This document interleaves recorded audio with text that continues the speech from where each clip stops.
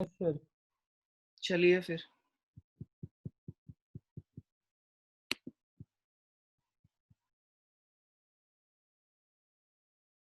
Okay, तो listen, अपन ने क्या किया था कि लिसनिंग जब स्टार्ट किया था ना अपन ने टेक्निकल कम्युनिकेशन स्किल्स में, तो लिसनिंग में मैंने आपको कुछ टाइप्स भी बता दिए थे कि जैसे किस प्रकार से हम लोग लिसनिंग करते हैं, ठीक है ना, कि हमारी जो लिसनिंग है वो कैसी है।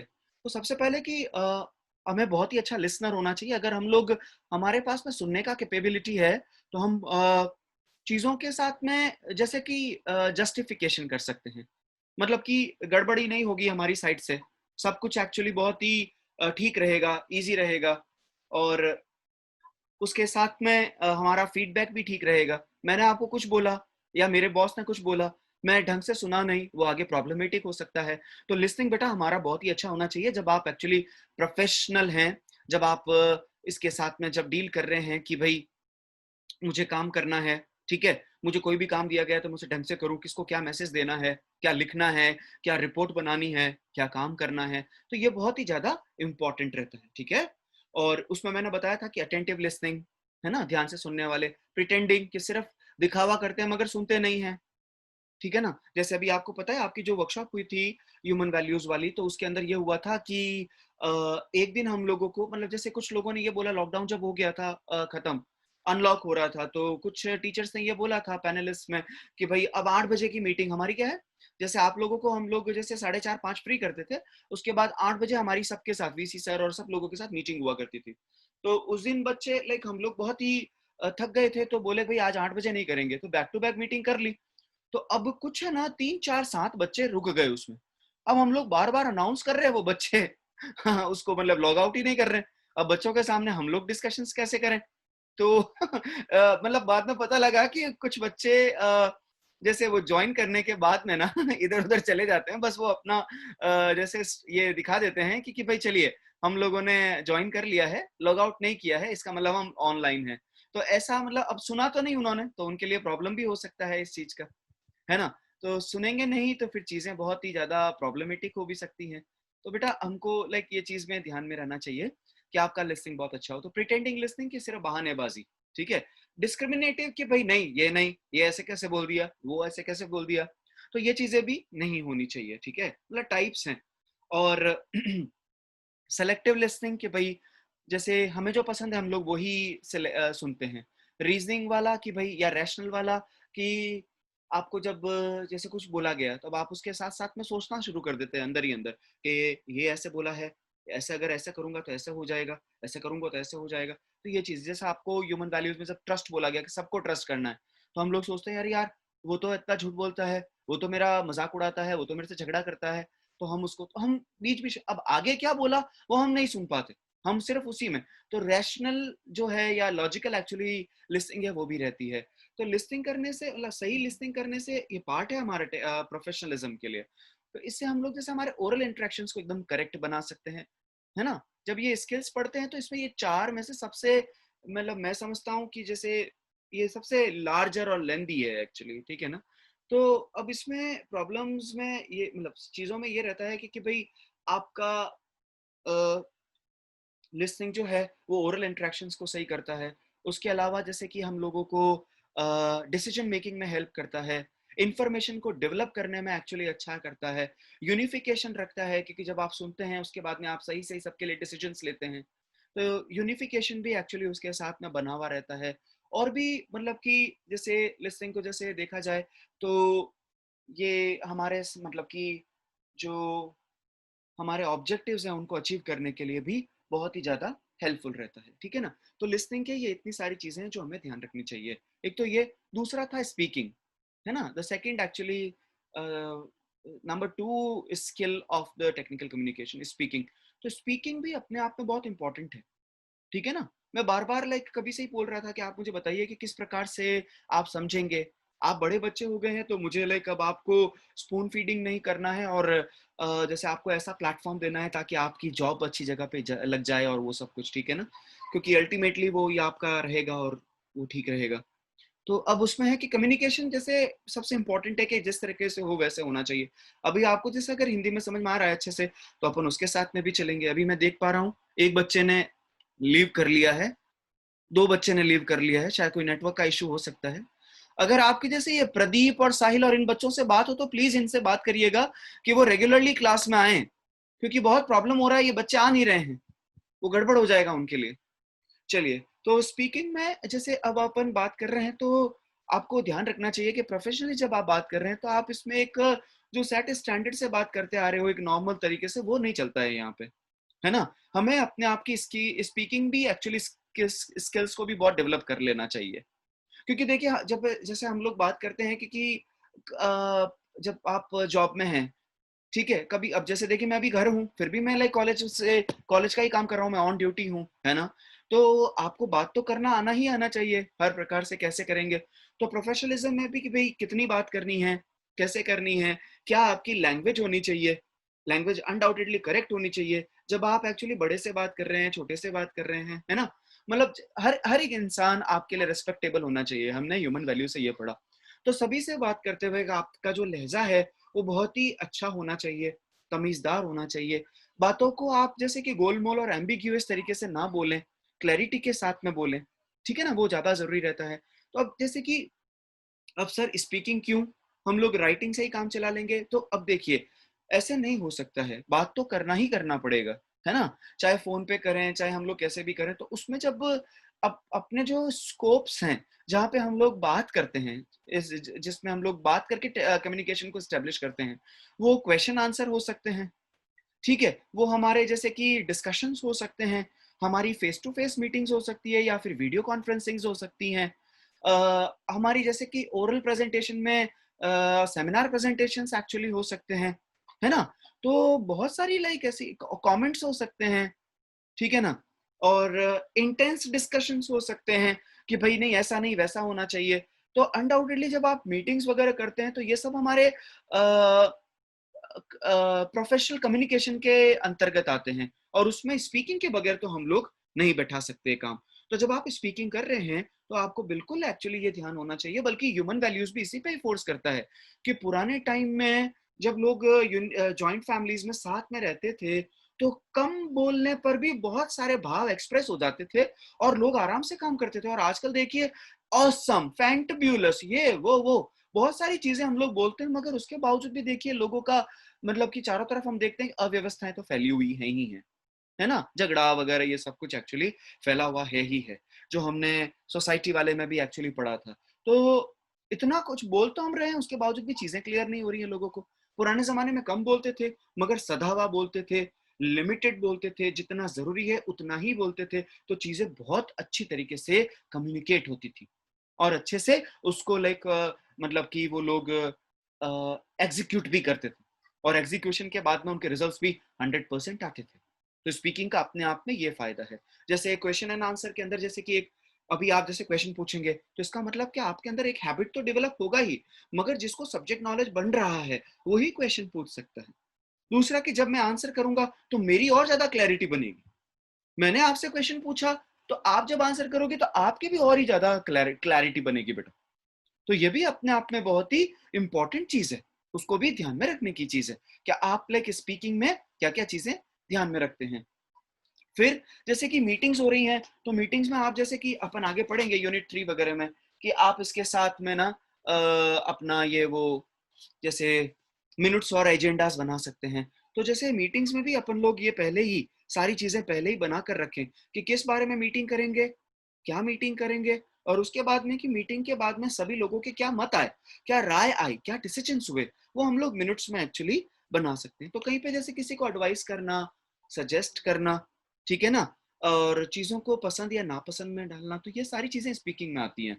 क्या आपको वैसे बोलना कैसे, जब मैं आपको जीडी करवा रहा था तो उस वक्त मैंने बताया था कि किस प्रकार से आपको बात करना है, तो वो सब बेटा स्पीकिंग का ही पोर्शन आता है, ठीक है ना। कि प्रोफेशनल वर्ल्ड के अंदर आपको जिस प्रकार से बात करनी है वो बहुत ही जरूरी है। और क्यों ना हो कि हम इसे लाइक हमारे घर में भी दोस्तों के साथ में भी एक्चुअली लाइक इसे लें, है ना, उसके साथ में कि भाई सही क्या है, जो सही है हमें उसे ही एक्चुअली कम्युनिकेट करना है। बट ये सारे एरियाज हैं, oral presentation, oral interaction, group discussion, conferences, है ना, सेमिनार प्रेजेंटेशन, इन सब के अंतर्गत एक्चुअली लाइक बेटा ये बहुत जरूरी हो जाता है कि हम लोगों को इसके अंदर काम करना होता है, हमें इसके साथ बात करनी होती है, ठीक है ना। तो बात करने के लिए कुछ सेट स्टैंडर्ड्स हैं जो कि हमें फॉलो करना है कि भाई सही क्या है।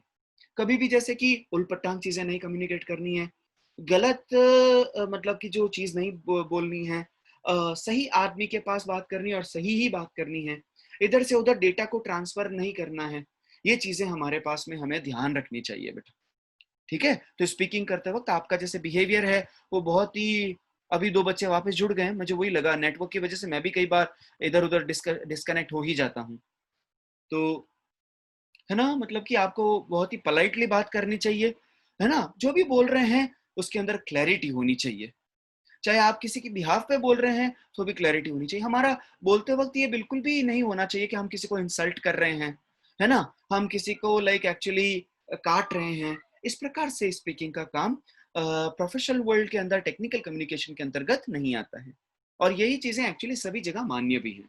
तो ये दो चीजें हैं बेटा कि लिसनिंग से आपको लाइक क्या फायदे होते हैं, क्या पर्पसेस सॉल्व होते हैं, ठीक है, और इसके अंतर्गत हमने ये भी जाना कि ये कितने प्रकार का होता है, ठीक है। आगे की स्पीकिंग क्या है, स्पीकिंग के अंदर हम लोगों को क्या क्या एक्चुअली ध्यान में रखने की चीजें हैं, ठीक है ना। और जो लिसनिंग वाले टाइप्स हैं वो स्पीकिंग में भी एक्चुअली यूज आ सकते हैं, जैसे इंटेंस स्पीकिंग, ठीक है ना, और डिस्क्रिमिनेटिव के मतलब आप बहुत ही अजीब से बोल देते हैं, है ना, सेलेक्टिव स्पीकिंग कि भी ध्यान रख के बोलने का है, अटेंटिव स्पीकिंग वो भी मतलब उसी के साथ आ रहा है ना, कि कभी भी मतलब कि फालतू की चीज किसी के साथ में कम्युनिकेशन में हरगिज नहीं आनी चाहिए। ये चीजें बहुत ही इंपॉर्टेंट है बेटा, वो कि वो मतलब लिसनिंग वाली हम लोग स्पीकिंग के साथ में भी जोड़ सकते हैं। बेटा देखिए, हमको है ना, जैसे मैंने अभी हिंदी में अपर्णा के कहने पर बोलना स्टार्ट कर दिया है, शायद आप लोगों को अच्छे से समझ में भी आए, अगर किसी बच्चे को इंग्लिश में भी हो तो मैं प्रयास करूंगा कि मैं आपको दोनों में ही करूं, वापस उसको थोड़ा सा जस्ट बच्चे को इंग्लिश में भी बोल दूंगा, कोई इशू नहीं है उसके रिगार्डिंग।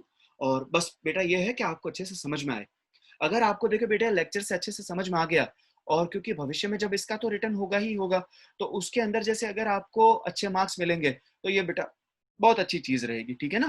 क्योंकि अभी तक में देखिए बेटा 3 एग्जाम्स हुए हैं, ठीक है ना, और ये चैलेंज था इसको करने का, बट हमने किया और बहुत ही अच्छे रिजल्ट्स आए बेटा, बच्चों ने अच्छे से इसको किया।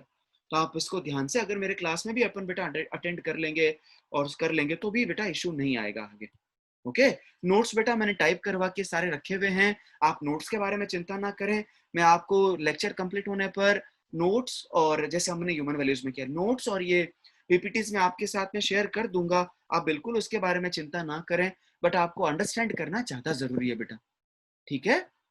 कोई भी चीज आपको लगे कि सर आप ऐसा कर लीजिए तो अपन वैसा भी कर लेंगे, क्योंकि ऑनलाइन प्लेटफॉर्म के अंदर मैं समझ सकता हूँ बच्चों को समस्या आ सकती है, मगर आप बेटा जेन्युइनली ऑनलाइन रहें और चीजों को अंडरस्टैंड करना शुरू करें। अभी जो बच्चे रेगुलर हैं वो बिल्कुल मतलब आ ही रहे हैं, उनमें उनका शायद शायद कोई भी प्रॉब्लम नहीं है, तो that's a very good thing, ठीक है ना। और कल अपन मैं कॉलेज में ही हूँगा, तो कल अपन एक्चुअली 11:30 बजे वाला क्लास वहीं लेंगे। अब शायद 4 लेक्चर्स हो गए हैं, ठीक है, एक लेक्चर का कमी हो गया है तो करना ही पड़ेगा। चलिए अभी तक में अगर आपका कोई वो है डाउट्स तो आप क्लियर कर सकते हो बेटा चैट के थ्रू, या फिर मैं आगे बढ़ूं, anybody would like to say anything. Reading और राइटिंग में इतना ज्यादा वो नहीं है मटेरियल डिस्कशन के लिए, तो आप कहें तो मैं थोड़ा आगे बढ़ जाऊं या क्या करूं बताइए। Anybody can reply, anybody can reply. मेरी आवाज आ रही है आप तक? हेलो। Yes, sir. ओके बेटा Yes, ठीक है, sir. Yes, मैं sir. आगे बढ़ जाऊं? Yes, sir. ओके ठीक है, थैंक यू।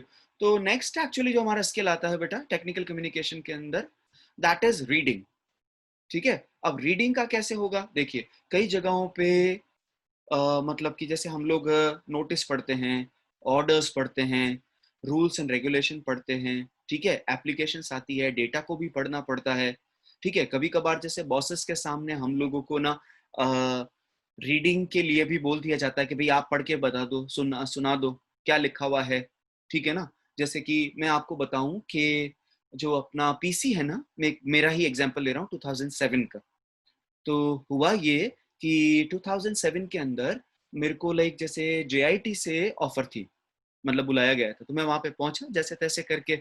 बहुत ही फर्स्ट एक्चुअल एक्सपीरियंस था कि like how would you go such a far actually distance college that was 17-18 kilometres far off. तो I was actually invited for the interview. तो computerised actually application मैंने लगा दिया था resume के ऊपर, वहां पर हैंड रिटन चाहिए था। तो हमारा जैसे कि जैसे जो नेबर और फैब्यूलस और एक्चुअली जो फेवरेट और ये जो स्पेलिंग्स हैं, इनमें जैसे कंप्यूटर जो है वो अमेरिकन एक्चुअली स्पेलिंग्स लेता है, तो यू एक्सेप्ट नहीं करता है। ओ यू आता है तो वो यू एक्सेप्ट नहीं करता है, एम आई राइट? तो यू एक्सेप्ट नहीं करता है, तो मेरे को इंटरव्यू में पूछा गया कि बोल के बताओ फेवरेट का स्पेलिंग, बोल के बताओ। तो मैंने ओ यू से ही बोला, क्योंकि अब अभ्यास तो उसी का ही हो चुका था। तो उन्होंने कहा आपने लिखा बोला तो सही है, लिखने में आपके एरर है। मैंने कहा सर ये कंप्यूटर एक्चुअली ऐसा लेता है, तो आपको चेक करना चाहिए था। मैंने कहा सर वो वेवी लाइन दे देता है। तो कहा नहीं आप चेक करिए। फिर मेरे से मेरा एप्लीकेशन पढ़वाया। तो रीड करना पड़ सकता है कहीं ना कहीं पे भी। तो रीडिंग आपका एक्चुअली बहुत ही एक्सीलेंट होना चाहिए, जैसे आपका लिसनिंग है, जैसे आपका स्पीकिंग है, वैसे ही रीडिंग भी होना चाहिए। रीडिंग करते वक्त एक्चुअली जैसे मैं ना स्टूडेंट से पहले एक्टिविटीज करवाता था, ठीक है ना। जैसे MITS में तो बहुत ही अच्छा किया कि लाइक वो जो आपके जैसे सीनियर स्टूडेंट्स है सेकंड ईयर थर्ड ईयर, उनके लिए लास्ट टू लास्ट ईयर इन लोगों ने बहुत सारे एक्टिविटीज मेरे से प्लान करवाए और कहा ये करवाइए। तो मैंने रीडिंग भी करवाया था और मैं लैंग्वेज लैब में भी करवाता था, जैसे हिंदी न्यूज़पेपर, इंग्लिश न्यूज़पेपर, इस टाइप से एक्चुअली मैं एक्टिविटीज करवाता था। तो हिंदी में बच्चे एक्चुअली फ्लुएंटली बोलते थे, फ्लो के साथ में, जहाँ कॉमा आया है वो आया है, फुल स्टॉप आया है, जहाँ पे भी लाइक जैसे पंक्चुएशन मार्क आई है तो वहां पे बच्चा प्रॉपर पॉज ले रहा है, ठीक है ना। और बहुत ही म्यूजिकलिटी के साथ में बोलते थे, ठीक है ना। मगर अब जैसे जब इंग्लिश की बात आ रही है तो उनके भाव ही नहीं है उनमें, कहाँ पे एक्चुअली स्ट्रेस लगाना है ना, कौन से वर्ड को इम्पोर्टेंट बनाना है ना। तो वो चीजें लाइक नहीं समझ में वो आती थी। जैसे मैं समझाता था कि रीडिंग करते वक्त जैसे आपके पास में एक सेंटेंस आया कि you are the topper in the class. तो अब जैसे कि यू आर द टॉपर, अब मैंने यू पे एक्चुअली रीड करते हुए स्ट्रेस मार दिया। तो यू मतलब कि डाउटफुल हो रहा है कि आपने कैसे टॉप कर लिया। यू आर द टॉपर मतलब कि मैं आपको एक्चुअली अराइज कर रहा हूं, मैं आपको जगा रहा हूं, वेकिंग यू अप कि तुम टॉपर हो, तुम ऐसा कैसे काम कर सकते हो, ठीक है। यू आर द टॉपर, ठीक है। तो अब इसमें भी लाइक जैसे द के साथ में मैंने आर्टिकल के ऊपर स्ट्रेस मार दिया। वर्ड, जिस वर्ड के ऊपर आप स्ट्रेस मारते हो उस प्रकार का भाव एक्चुअली दूसरे के साथ में कम्युनिकेट हो जाता है। रीडिंग का ये चीज है। तो रीडिंग करते वक्त पंक्चुएशन मार्क कहाँ पे आ रहे हैं, रुकना है। अगर फुल स्टॉप आ रहा है तो ज्यादा रुकना है, यानी कि 1-2 सेकेंड, है ना। फुल स्टॉप के लिए आप 5 सेकेंड तक भी रुक सकते हैं, ठीक है। कहीं पे लगा आपको लग रहा है कि इन्वर्टेड कॉमा में चीज है, तो आप उसको प्रॉपरली स्ट्रेस के साथ में ढंग से बोलें। रीडिंग करते वक्त ये सारी चीजें हमारे सामने होनी चाहिए, ठीक है ना। प्रॉपर आप उसका स्टार्टिंग करें, बुक आपका या पेपर आपका आपके जैसे सामने रखना है, ठीक है। ये चीजें लाइक उसके साथ में आपको ध्यान में रखने की बहुत ज्यादा जरूरी रहती है। तो रीडिंग का ये सारी चीजें हैं कि आप बिल्कुल उसके अंदर अटेंटिवली पढ़ें, हर एक वर्ड के ऊपर स्ट्रेस करें, हर एक चीज के ऊपर लाइक आपको ये ध्यान रखने का भी बहुत ज्यादा जरूरी बन जाता है कि अब आप इसको कैसे हैंडल करेंगे, ठीक है, कैसे कम्युनिकेट करेंगे। क्योंकि अगर आपने ढंग से नहीं बोला है तो वो चीजें फिर प्रॉपरली कम्युनिकेट नहीं होंगी रीडिंग करते वक्त। फिर लाइक जैसे अर्थ का कोई दूसरा ही अर्थ, वी अर्थ निकल जाता है, ठीक है। तो अपन को ध्यान रखना चाहिए जब आप रीडिंग कर रहे हैं तो पंक्चुएशन मार्क, पैराग्राफ चेंज होने पर थोड़ा सा रुकना, पंक्चुएशन पे रुकना, फ्लो बनाना, है ना। चीजों को जैसे कहीं पे भी कोई चीज आपको लगी कि रीडिंग करते वक्त आपका ध्यान चूक गया, आपने कोई भारी शब्द या सेंटेंस बोल दिया, तो आप उसको वापस रीड करें। इस प्रकार से पढ़ना होता है जैसे कि आप समझा रहे हो कहीं पे भी, है ना। तो पढ़ा चाहे आप चीजें कम कवर अप कर पा रहे हो, कम रीड कर रहे हो, मगर कम्युनिकेशन पूरा होना चाहिए। ये रीडिंग का बहुत इंपॉर्टेंट चीज है। जैसे मैं एक्चुअली आपके साथ चीजें फैसिलिटेट कर रहा हूँ, पढ़ा रहा हूँ, तो मेरा ये बहुत ज्यादा ड्यूटी बन जाता है। मैंने आपको नोट्स दिया, आपको समझ में नहीं आया, अब आपको रीड करना है। तो कई बार जैसे मैं ऐसे ही एरर्स कर देता हूँ कि लाइक मैंने अगर प्रॉपरली नहीं रीड किया है तो फिर चीजें मेरे से इंपॉर्टेंट चीजें स्किप हो सकती हैं, ठीक है। तो रीडिंग करते वक्त ये ध्यान रखना है कि क्या आप एक एक लाइन को प्रॉपरली पढ़ें, समझें, ठीक है। सबसे बढ़िया चीज ये रहती है कि रीड करते वक्त जहां पे भी आपको मौका मिला रीडिंग का, तो आप उसके पहले एक बार रिहर्सल कर लें, रीड कर लें। पूरा रीड करने के बाद में फिर आप एक्चुअली उस चीज को पढ़ें सबके सामने लाउडली, है ना। और पिच का भी ध्यान रखना है कि आपका पिच क्या रहेगा।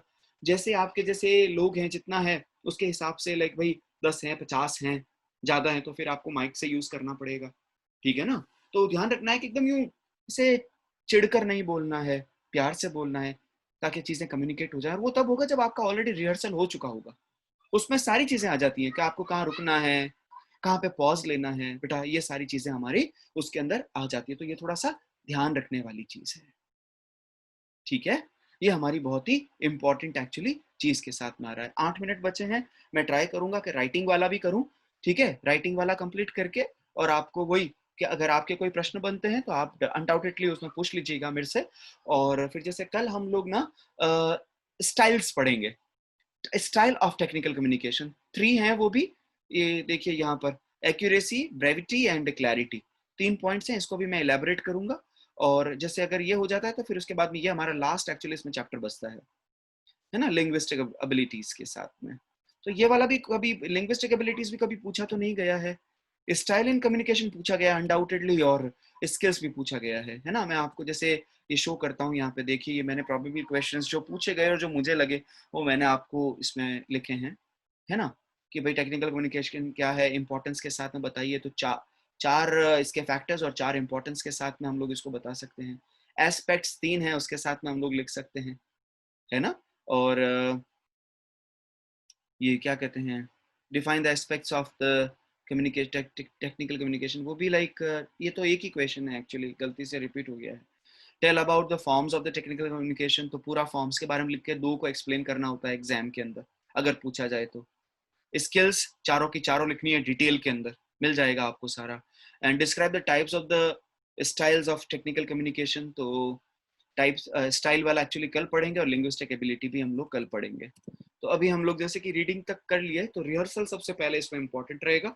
उसके बाद में हमें ध्यान रखना है कि स्ट्रेस कहाँ पे लगाना है, रुकना कहाँ पर है ना। फ्लो के साथ में देखिए, कहा जाता है हिंदी जो है वो लीनियर लैंग्वेज है, उसको आप बिना एक्चुअली उसके भावों के भी एक्सप्रेस कर पाते हैं। मगर इंग्लिश म्यूजिकल लैंग्वेज है, तो इसमें अप्स एंड डाउन्स बहुत सारा आते हैं, ठीक है। तो उसके हिसाब से आप इसे पढ़ेंगे और उसको यूटिलाइज करेंगे। नेक्स्ट आता है राइटिंग, एंड लास्ट है राइटिंग।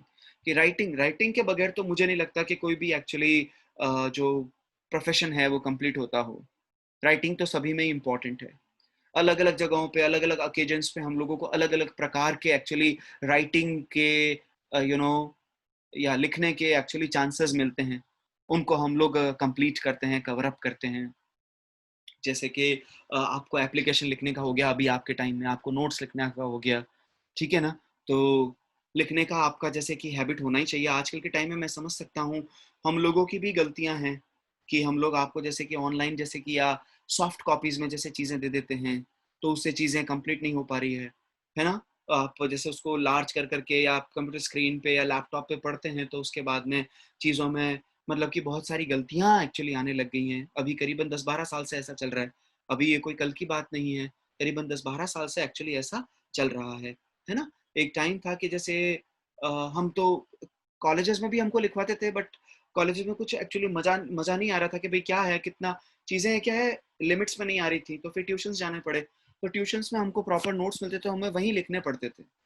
वहीं लिख के फिर हम लोग उनको फेयर आउट करते थे। इवन लाइक स्कूल्स में भी बेटा, मतलब हम लोगों को ये था हमारा कि मैं अभी भी जैसे कोई भी बुक पढ़ता हूँ तो पेंसिल के साथ पढ़ता हूँ। तो छोटपन में आदत थी, रफ कॉपी अलग डलेगी, स्कूल में कंपल्शन था हमारे, और रफ कॉपी में आपको पेंसिल से लिखना है, फिर घर जाके फेयर आउट करो। इतना होमवर्क मिलता था। राइटिंग की बहुत एक्चुअली प्रैक्टिस थी। आज मैं खुद एक्चुअली देखता हूँ कि बहुत ही कम हो गया है। तो ये चीज़ ऐसी नहीं होनी चाहिए, क्योंकि अल्टीमेटली जब तक हम लोग लिखते नहीं हैं, वो हम पास भी कैसे होंगे। तो लिखने का एक्चुअली बहुत ही वो रहता है। जब एग्जाम होते हैं तो मतलब कि हम लोगों को, मुझे पहला क्वेश्चन अटेंड करने में ही 45 मिनट्स लगते थे, उसके बाद 35। तो राइटिंग के बगैर तो हम लोग किसी चीज को इमेजिन ही नहीं कर सकते।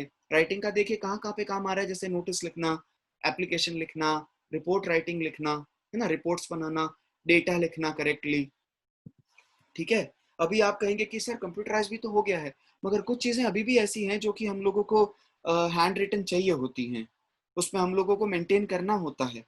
जैसे अभी आप, हाँ, मैं ये तो आपको बोलना ही भूल गया, कभी जब से मैं पढ़ा रहा हूँ ना, तो आप वो एक पेन कॉपी भी लेकर साथ में बैठ जाइएगा, ताकि वो थोड़ा सा आपके लिए ठीक रहेगा। कहीं पे कोई चीज हो, आप मेरे से पूछना चाहें तो आप नोट करके बाद में मेरे से पूछ भी सकते हैं, ठीक है?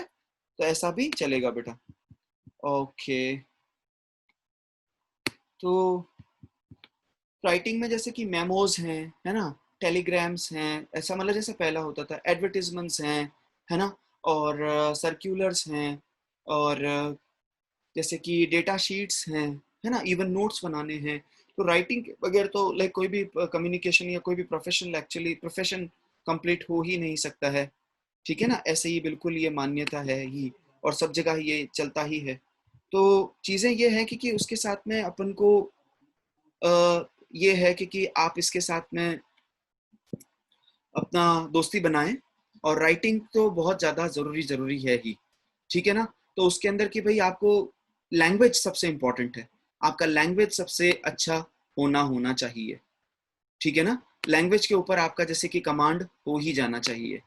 लैंग्वेज अगर जैसे अच्छा नहीं हुआ तो फिर प्रॉब्लमेटिक हो सकती हैं चीज़ें, ठीक है ना? लैंग्वेज के ऊपर इंसान को बहुत वर्क करना चाहिए, और जैसे आपका लैंग्वेज अगर जैसे सही हुआ है तो अपन किसी भी एरिया में विनर हो सकते हैं, ठीक है ना? कहीं पे भी हम लोग विनर हो सकते हैं।